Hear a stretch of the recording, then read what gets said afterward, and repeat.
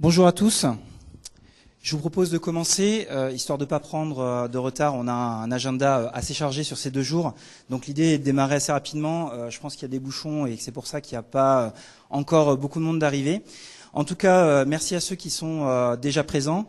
Merci d'être venus à cet événement, de vous intéresser à un produit comme SQL Server. Au programme, on a 25 sessions sur 2 jours d'événements, 2 plénières, évidemment, la première aujourd'hui, la deuxième demain, avec quelques surprises. On a réussi à monter 3 tracks, dont une spéciale sur les appliances avec HP qui vient nous faire quelques présentations, mais on en parlera un petit peu après. Évidemment, un focus particulier sur la prochaine version de SQL Server 2012. Mais évidemment, l'objectif est de parler de SQL Server en général et de parler vraiment de tous les aspects techniques qu'on peut trouver autour de ce produit. Donc évidemment, la BI, mais aussi les index, les performances, SharePoint, qui est un produit qui utilise énormément SQL Server, SQL Azure et encore une fois les appliances. Donc un programme chargé, vous l'avez normalement dans vos salles, vous avez toutes les sessions. N'hésitez pas à aller voir un petit peu ce qui se passe dans les différentes salles. Avant de démarrer cet événement, on voulait faire un focus particulier sur la communauté SQL Server. La communauté, c'est quoi? C'est tous les gens qui travaillent autour d'SQL Server. C'est vous, les clients, les DBA, les développeurs décisionnels. C'est nous, des gens comme les groupes utilisateurs, les partenaires qui organisons ce type d'événement. Et l'idée de cet événement, c'est vraiment de réunir au sein d'un même endroit, si possible, le plus régulièrement possible, tous les acteurs de la communauté pour pouvoir vous présenter des choses, avoir des retours aussi de votre part, pour évidemment, on travaille tous autour du même produit, pouvoir au final discuter et apprendre tous des choses sur SQL Server. La communauté est représentée en premier lieu par ses groupes utilisateurs. Évidemment, on peut citer le GUS, qui est l'un des organisateurs principaux de cet événement. On peut citer aussi le QBIM, qui est un groupe utilisateur plus orienté BI utilisateur. Et pour parler des groupes utilisateurs, je vais appeler Ariane Papillon, le président du GUS, et Damien Coquet, le responsable des groupes utilisateurs France de Microsoft. Bonjour à tous. Ariane, est-ce que tu peux nous dire ce qu'est le GUS? Alors le GUS, je vais d'abord mettre les sous-titres, c'est le groupe des utilisateurs francophones d'SQL Server.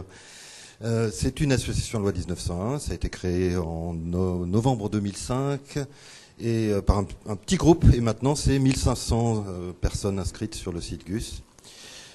C'est également le représentant de la Professional Association of SQL Server for SQL Server, le PASS en France. Donc le GUS est le chapter français du PASS.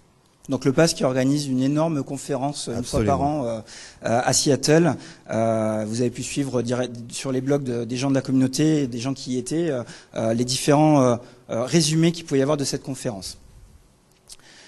Le rôle du GUS dans la communauté, qu'est-ce que ça apporte pour les gens qui travaillent sur SQL Server? Alors je vais rebondir sur ce que tu viens de dire à propos du PASS.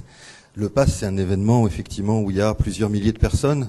Et il n'y a qu'un seul inconvénient, c'est qu'il se situe d'abord à 10 heures d'avion et qu'il est entièrement en anglais. Donc le rôle du GUS, un des rôles du GUS, c'est effectivement aussi de pouvoir organiser ce type de manifestation en français et pour les francophones. L'autre chose aussi, c'est que je vois quand même pas mal de têtes que je connais dans l'assistance et en général dans toutes les réunions du GUS, c'est le cas. Ce qui se passe en général, c'est qu'on rencontre les gens qui travaillent autour du même produit que nous, uniquement lors des événements genre MS Day, Tech Days, lancement de nouveaux produits, etc. Le rôle du GUS, c'est de catalyser, c'est d'agrandir cette communauté d'utilisateurs qui se rencontrent une fois de temps en temps pour leur présenter des choses et en particulier pour échanger, pour partager de l'information. C'est toujours enrichissant de rencontrer des gens qui travaillent sur le même produit que nous. Donc partager, fédérer, échanger, communiquer, Absolument. etc. Et comment on rejoint le GUS? Comment on rejoint le GUS? La première chose, c'est déjà de s'inscrire sur le site www.gus.fr. Et puis ensuite, GUS est une association loi 1901. Vous pouvez devenir membre actif. N'hésitez pas à venir nous voir. On a un stand qui se trouve à côté du bar, là, de l'autre côté. Donc n'hésitez pas à venir nous rencontrer. Merci Ariane.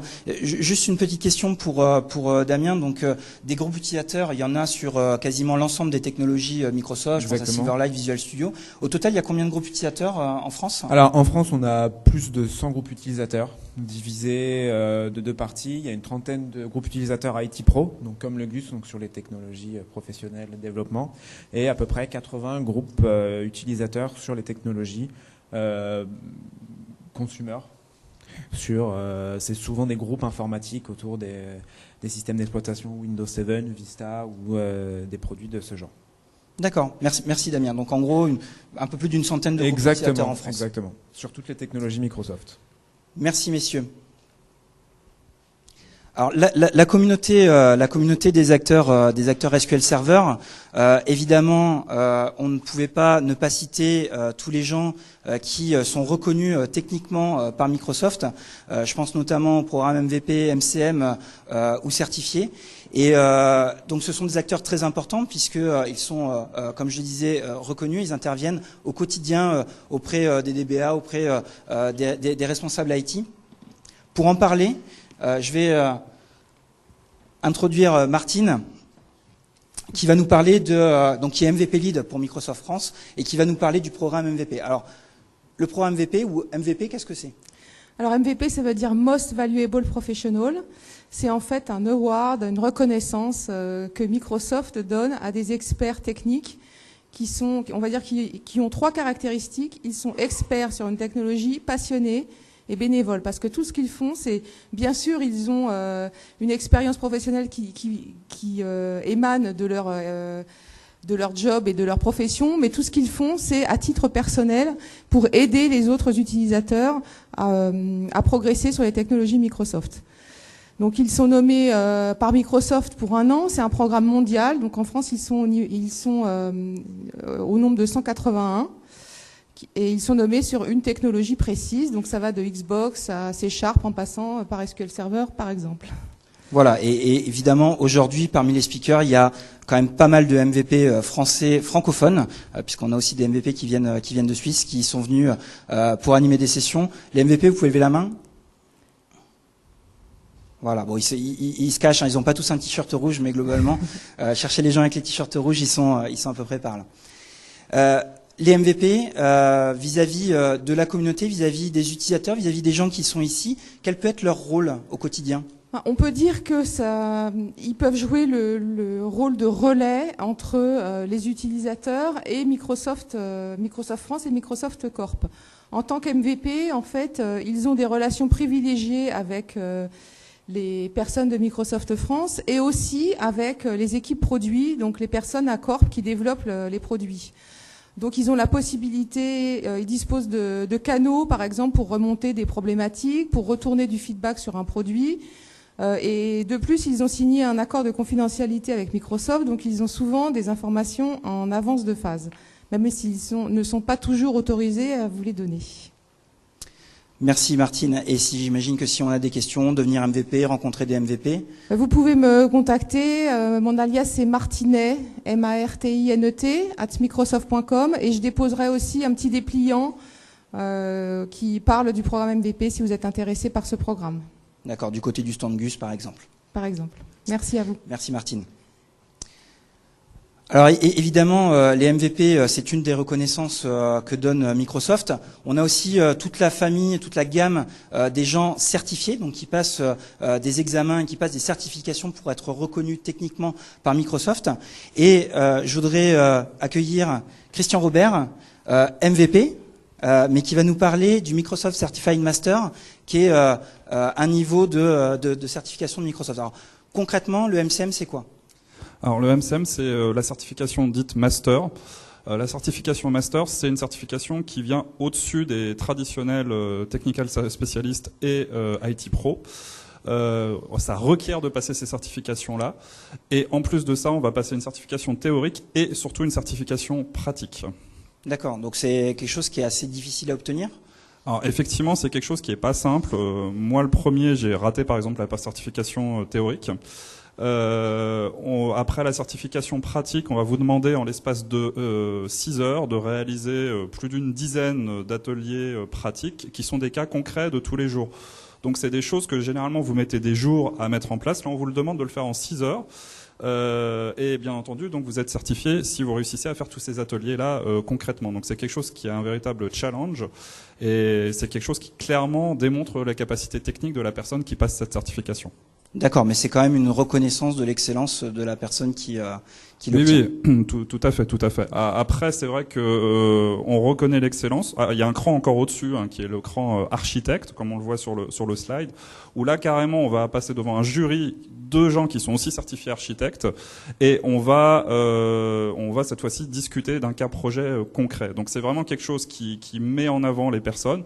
Derrière, on a accès à des avantages qui sont discutés avec le groupe de certifiés master qui sont en commun sur notre technologie-là. On signe aussi un accord de confidentialité. Donc on est vraiment très impliqué dans la communauté des gens certifiés Microsoft. Après, on a d'autres programmes maintenant qui existent. Tu connais peut-être le programme Maestro qui existe tout fraîchement aussi. Tout à fait, c'est l'équivalent du Certified Master, mais côté business intelligence. Merci Christian Merci à toi. Pour ces informations. En synthèse, en résumé, vraiment les deux mots-clés que je souhaiterais que vous reteniez de cette session de la communauté.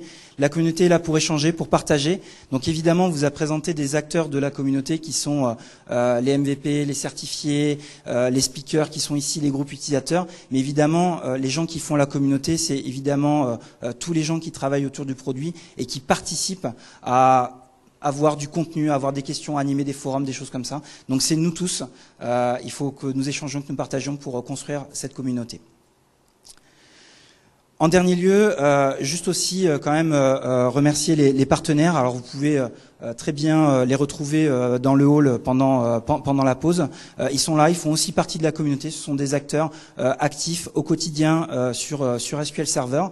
Et je vais passer la main au partenaire le plus important qui nous a aidé à monter cet événement, hein, donc un partenaire, un sponsor, un co-organisateur, vraiment quelqu'un de très important. Mais c'est aussi l'éditeur d'un produit qui s'appelle SQL Server et ils vont vous parler de SQL Server 2012.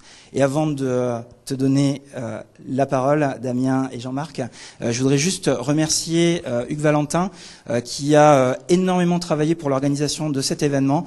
Il est là-bas, donc si vous voulez lui envoyer des fleurs, des cadeaux, des demandes en mariage, allez-y. Voilà, merci Hugues. Bonjour à tous, donc Damien Cudel, je suis chef de marché chez Microsoft, je suis rouge, je suis pas MVP, mais voilà, Microsoft. Et donc je m'occupe plus particulièrement de l'activité au sein de la division marketing SQL Server et Beanstalk. Voilà. Et donc Jean-Marc Montfort, je suis chef de produit SQL Server et donc on travaille ensemble avec Damien sur le produit et sur la plateforme. Avant de commencer, je voudrais vous remercier d'être là. Je voulais remercier aussi les sponsors et le GUS d'avoir contribué à faire cet événement. Il y a quelques mois, quand on s'était interrogé sur l'organisation de cet événement, on cherchait le format, on s'est dit ok, ce qu'on veut, c'est absolument pas de contenu marketing, on veut d'abord du contenu technique, du concret, voilà, de l'expérience, du retour d'expérience. Et puis on se demandait combien on allait pouvoir toucher de personnes. Alors on s'était dit allez, peut-être 150 personnes dans un premier temps. Et alors la bonne nouvelle, on le voit pas encore là parce que je pense qu'il y a les bouchons, mais la bonne nouvelle c'est qu'on avait plus de 400 inscrits quand on entendait 150. Donc ce que je retiens de ça, c'est qu'il y a une bonne dynamique autour de SQL Server et qu'il y a une vraie demande d'informations sur ce qui va se passer autour de cette version et surtout c'est de bon augure sur une année de lancement pour nous. Je ne vais pas vous abreuver de contenu marketing, je le disais tout à l'heure. Néanmoins, je pense que c'est pas inutile de faire un petit bout de chemin, de voir le chemin parcouru par SQL Server, puisque c'est le produit qui nous réunit aujourd'hui ici. Alors, il y a un certain nombre de mythes, on les connaît autour de SQL Server, qui sont hérités du passé. Les gens qui ne nous connaissent pas et les compétiteurs qui s'évertuent à prolonger cette image et cette perception ne cessent de présenter SQL Server comme une base de données, vous savez, secondaire, départementale, pas sûre, pas fiable, qui monte pas en charge. En clair, qu'elle n'est pas prête pour les applications critiques. Hein. Donc ça, c'est le message que l'on entend très souvent. Pourtant, la réalité, elle est aujourd'hui tout autre, et c'est basé sur une image qui date du passé. La réalité est tout autre parce que la réalité, c'est quoi? C'est qu'aujourd'hui, par exemple, SQL Server intervient tous les jours dans la chaîne des secours en Île-de-France. Typiquement, les milliers d'interventions que les pompiers sont amenés à faire reposent sur une plateforme SQL Server pour pouvoir déclencher les moyens de secours quand vous avez un accident au coin de la rue.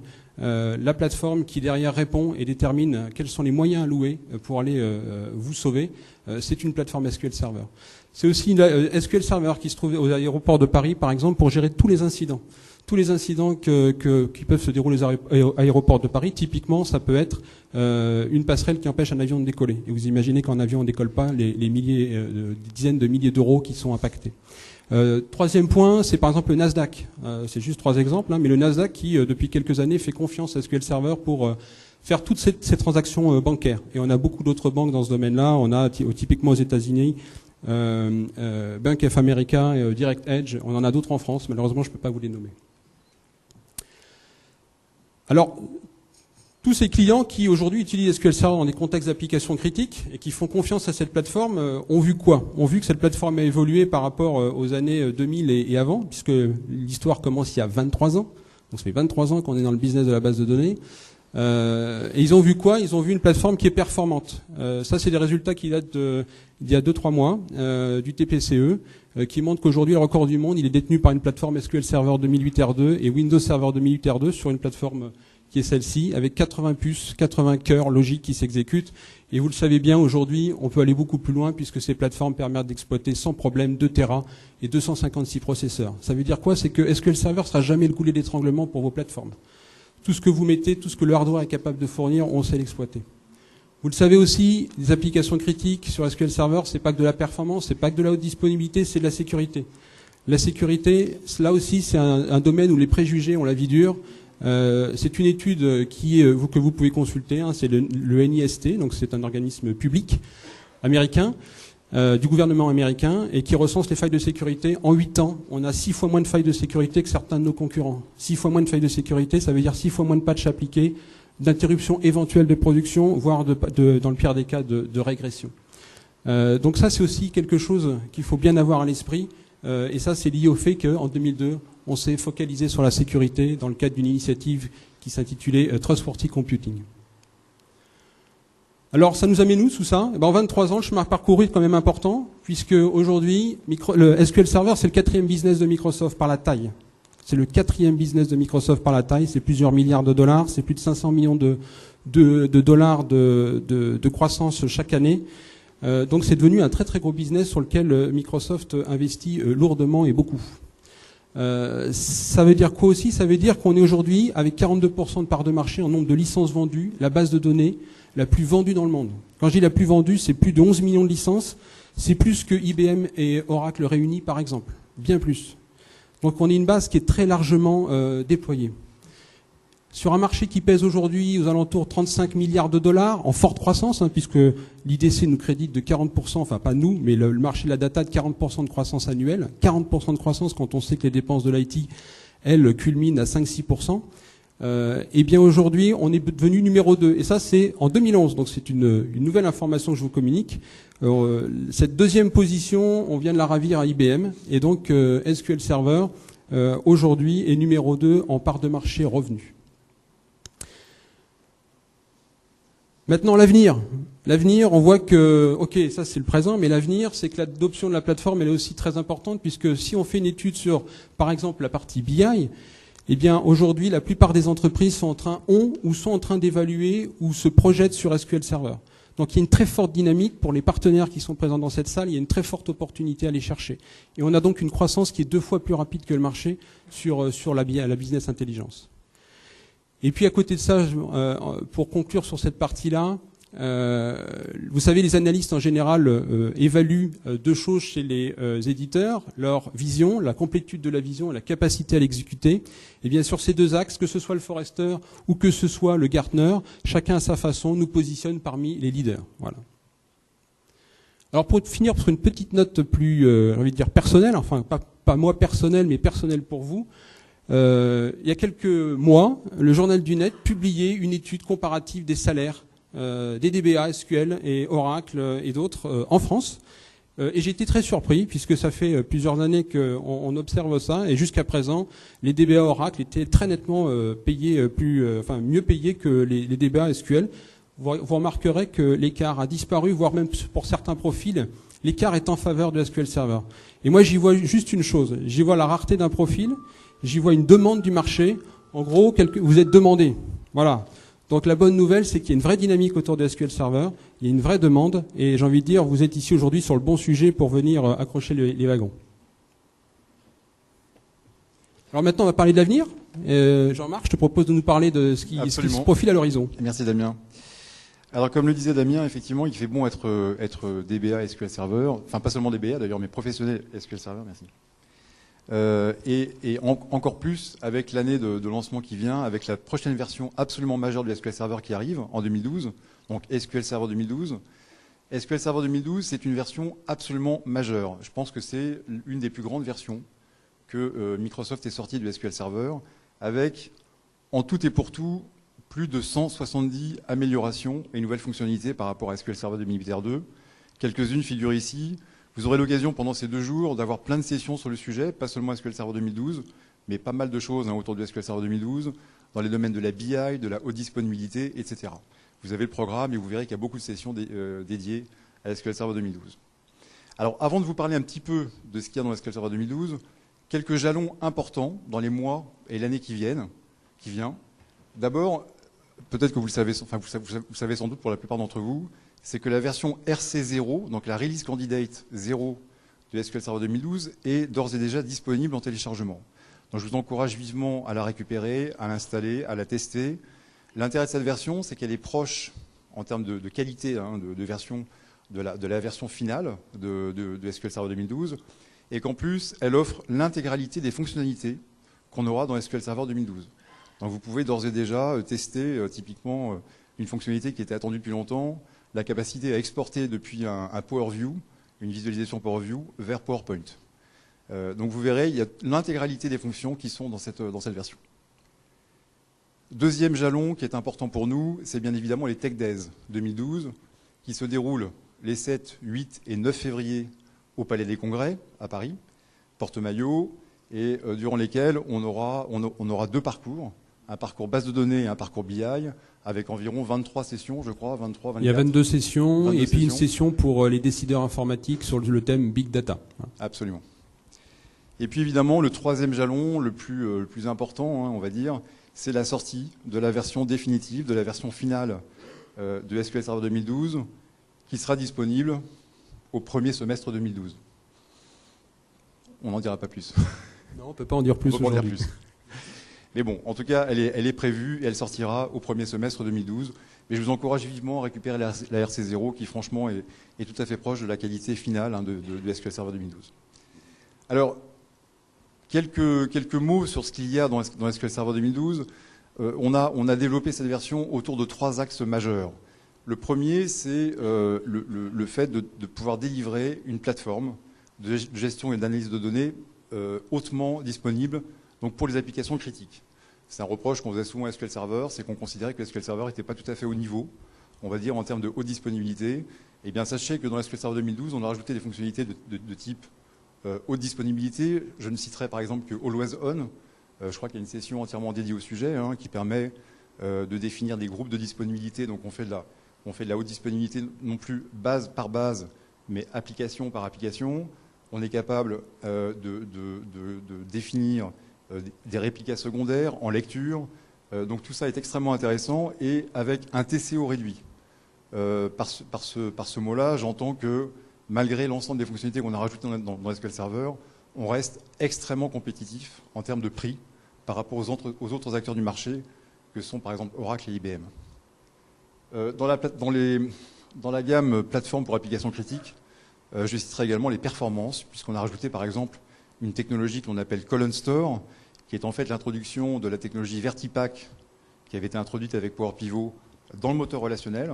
Et donc on est capable sur des requêtes, typiquement Data Warehouse, d'avoir des performances incroyables, entre 10 fois et 100 fois plus rapides sur des tables en étoiles. Donc ça, c'est un point extrêmement intéressant. Deuxième pivot, deuxième grand axe sur lequel on a développé SQL Server 2012, et bien sûr c'est la BI. Je ne citerai que 2 exemples. Le premier, c'est l'arrivée d'un modèle unique sémantique que l'on appelle le BISM, le BI Semantic Model, qui finalement unifie en un seul modèle le modèle multidimensionnel qu'on connaissait avec SQL Server Analysis Services, donc les CubeOLAP, et l'introduction du modèle tabulaire, arrivé avec Power Pivot, et qui maintenant fait partie intégrante de SQL Server NSI Services. Cette technologie va permettre finalement d'interopérer beaucoup mieux entre les gens qui font les classeurs BI, les tableaux BI, et l'IT. On va pouvoir, par exemple, depuis Visual Studio, récupérer un projet Power Pivot et le réintégrer dans SQL Server NSI Services. Et enfin, troisième volet, c'est le cloud. Ce que l'on appelle le cloud, c'est la connectivité, bien sûr, avec des environnements de cloud privés et publics, avec une meilleure connectivité avec SQL Azure. C'est l'interopérabilité meilleure avec d'autres plateformes du marché, notamment Linux. Donc voilà pour cette partie-là. Alors, en synthèse, et très rapidement, parce que vous aurez 2 jours et plein de sessions sur tous les sujets, voici un peu tous les domaines dans lesquels on a particulièrement travaillé, avec les grandes fonctionnalités qui sont des nouveautés absolues, donc avec Always On, Column Store, Distributed Replay, un nouvel outil qui permet maintenant, dans un seul environnement basé sur Visual Studio, de développer à la fois pour les bases de données et la BI, mais également de développer une fois une application et la déployer dans des environnements hybrides, que ce soit on-premise, dans un cloud privé ou dans le cloud public, que l'on appelle SQL Server Data Tools, ancien projet Juno, pour ceux qui connaissent. Et puis, donc l'arrivée, et j'en ai pas parlé tout à l'heure, dans l'offre BI de Microsoft, d'un outil hautement interactif qui permet de faire des visualisations et des explorations de données absolument stupéfiantes que l'on appelle PowerView, l'ancien projet Crescent.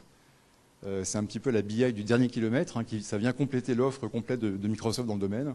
Et puis également quelque chose qui est tout à fait nouveau, qui s'appelle Data Quality Services, DQS, qui est un outil qui peut être autonome pour nettoyer les données à partir de règles de connaissance de l'entreprise ou de règles de connaissance externes, récupérées par exemple sur le marketplace Azure, et qui peut être également intégré dans SSIS.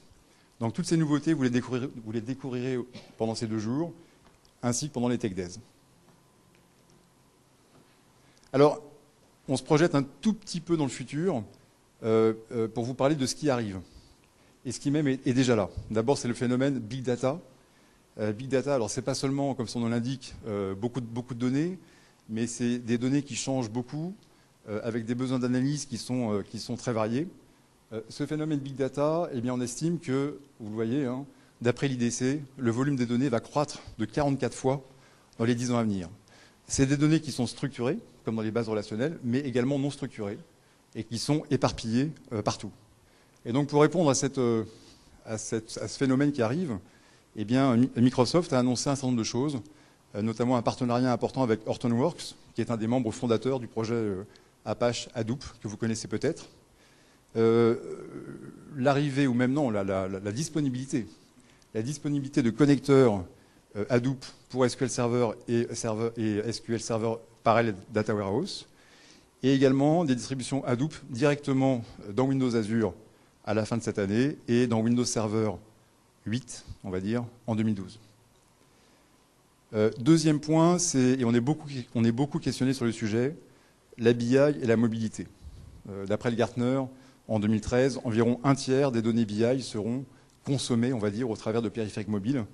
Eh bien, pour répondre à cette demande, on a annoncé au PASS à Seattle dernièrement une roadmap assez claire, puisqu'au premier semestre 2012, comme vous le voyez, on aura un accès en mode web depuis le navigateur sur iOS et sur Windows. Et au deuxième semestre 2012, eh bien, on rajoutera des fonctionnalités tactiles d'exploration et de visualisation dans iOS, Android et Windows. Et enfin, SQL Server autrement, et je te laisse, Damien. Oui, absolument. Donc, dernier sujet qui est très important pour nous, qui est même un axe majeur d'investissement d'investissement pour Microsoft, c'est celui des appliances. Alors, c'est un terme peut-être dont vous n'êtes pas familier. Donc, c'est une solution clé en main qui inclut le hardware, le logiciel, le service. Et ce qu'on constate aujourd'hui sur le marché, c'est que de plus en plus les entreprises souhaitent déployer plus vite, plus rapidement, en minimisant les risques. Et en fait, ce qui est très important, c'est que par exemple l'IDC et le Gartner, dans les études qu'ils ont menées aujourd'hui, constatent que si la façon de vendre la base de données sous forme de boîte, si passez-moi l'expression, va progresser de 2-3% dans les années qui viennent, 44% de la croissance dans la façon de vendre la base de données se fera au travers de la vente d'appliances, donc de ces solutions clés en main. Donc c'est un sujet qui est super important et pour nous et je pense aussi pour vous. tant et si bien qu'on a jugé opportun d'avoir un track séparé sur ce sujet. Si vous posez des questions sur comment on gère plus de 500 Tera avec SQL Server Parallel Data Warehouse, si vous voulez savoir comment, par exemple, on consolide 200 voire 2000 machines virtuelles qui toutes ont SQL Server pour faire un private cloud. Si vous demandez comment déployer une solution SharePoint Power Pivot en moins d'1 heure, une fois que la machine est arrivée, pour vous permettre de vous concentrer sur quoi? La réalisation de votre projet BI, ben je pense que les sessions appliance qui sont prévues les après-midi et qui vont être rejouées pour vous permettre de ne pas louper d'autres sessions qui pourraient vous plaire à côté, sont indispensables. Donc je vous invite vraiment à y aller. Le sujet appliance est un sujet critique sur lequel on investit très fortement. Et donc je vais d'ailleurs demander à notre partenaire HP, avec qui nous avons un partenariat spécifique sur ce sujet, de venir en parler en 2 minutes et surtout de décrire ce partenariat. Et encore une fois, venez à ces sessions, elles sont très importantes pour l'avenir et de Microsoft et probablement aussi pour vos projets. Merci Damien. Bonjour à tous, je m'appelle Jean-Philippe Sliminski et dire que je travaille pour HP, c'est qu'à moitié vrai. Il se trouve qu'en janvier 2010, HP et Microsoft ont créé un consortium. Donc c'est un contrat worldwide. Et j'ai eu le plaisir justement de lancer ce programme qui est sous le code I2A en France. Donc depuis maintenant pratiquement 1 an, je travaille pour les 2 sociétés. Le principe de ce programme, donc I2A signifie Infrastructure to Application. C'est un nom à l'américaine, mais il y a un principe derrière. C'est de simplifier justement l'informatique, et 2, c'est d'arrêter de vendre des briques infrastructures comme tant de serveurs, du network par-ci, avec des licences derrière, mais de mettre à disposition de nos clients des applications. Donc des solutions clés en main, comme disait Damien, mais qui justement provisionnent l'application en elle-même. Alors, parmi toutes les choses qui pouvaient être possibles à travers les technologies Microsoft, il n'y a que 3 piliers qui ont été définis. 1, la virtualisation, qui mène bien sûr au cloud computing. 2, la messagerie. Et 3, le data management. Et c'est ce dernier dont on va parler pendant 2 jours pour vous expliquer justement l'autre façon de provisionner les technologies SQL à travers justement des appliances et aussi des architectures de référence qui sont un peu le pendant de l'appliance mais de façon plus ouverte. Alors, cette alliance technologique avait pour but justement de créer une synergie, le meilleur des 2 mondes, le meilleur des 2 leaders. Et ça a transformé ce partenariat qui était ancien, qui a plus de 25 ans, mais qui était aussi classique. C'est-à-dire que ce partenariat Microsoft, là aussi, avec tous les autres constructeurs, bon, HP aussi, là aussi, avec beaucoup d'éditeurs, en véritable alliance. C'est une entité à part qui a été justement créée sous le nom de code I2A. Et cette entité dispose d'un budget de fonctionnement. Et ce budget de fonctionnement, il y a 3 centres de dépenses principaux. Tout d'abord, c'est une R&D commune pour créer une convergence entre l'infrastructure et la partie applicative Microsoft. La deuxième chose, c'est des tests en laboratoire qui nous permettent ensuite de vous définir pour tel et tel besoin la meilleure recette possible entre HP et Microsoft pour justement une application précise. La troisième chose qui a été créée, c'est une équipe dédiée. Justement, moi j'en fais partie. On évolue au sein des 2 sociétés pour vous mettre à disposition les atouts des 2. Au niveau des avantages que ça crée pour vous, tout ce travail qui a été mis, parce que les 2 sociétés croient beaucoup dans ce projet, dans ce programme, c'est un gain de performance. Les meilleurs d'HP et les meilleurs de Microsoft sont réunis pour essayer de vous fournir des solutions les plus performantes possibles. 2, c'est une certification de garantie. On garantit ces performances. Si jamais vous ne les atteignez pas une fois que c'est chez vous, nous allons faire en sorte, à nos frais bien sûr, que ça fonctionne. 3, une réduction des risques. Que ce soit les risques de coût, que ce soit des risques de temps, donc dépassement, on parle vraiment des risques projets, ou que ce soit une adéquation entre votre besoin et le résultat, nous pouvons justement, grâce à ces systèmes, vous mettre en place des garanties. Maintenant, si vous voulez savoir comment, si vous voulez savoir pourquoi Microsoft a choisi HP et vice-versa, si vous voulez savoir si ce $250 million a été bien dépensé, je vous invite justement de venir cet après-midi aux sessions Appliance et Architecture de référence, donc aux sessions Solutions HP Microsoft, qui tournent autour d'SQL bien sûr, mais qui fournissent des solutions en termes de data warehouse, de BI, de consolidation de bases de données et OLTP. Ça sera cet après-midi. Je vous remercie. Merci Jean-Philippe. Pour terminer et vous laisser entre de bonnes mains avec nos speakers qui vont vous faire 2 jours de session technique sur SQL Server, je vais encore une fois remercier nos sponsors. Alors évidemment, le GUS, Microsoft et HP sont intervenus, mais on voudrait vraiment remercier tous les autres sponsors qui participent à l'organisation de cet événement. Je pense à Quest Software et à Veso, et aussi notre partenaire presse IT Pro, mais aussi tout un tas d'autres sponsors qui nous accompagnent sur l'événement. Je vais les citer dans l'ordre: Atunity, Azeo, Conseil IT, Datafly, Expaseo, Madeo, Mazao, MC Next et enfin Redgate. Donc ils sont quasiment tous là dans l'espace du hall, dans les espaces du hall de conférence. Donc n'hésitez pas à aller les voir, à aller discuter avec eux. Et enfin, et je terminerai sur ça. Avec les speakers, on va boire un verre ce soir au Charlie Birdie. Alors pour tous ceux qui traînent un peu dans les communautés Microsoft, vous devez connaître déjà cet endroit. Donc c'est suffisamment grand. On espère tous vous accueillir. Nous en tout cas, on va finir la journée à cet endroit. Donc n'hésitez pas, si vous voulez continuer la soirée, venir échanger encore un peu, boire un verre, partager, et venez nous rejoindre. Merci.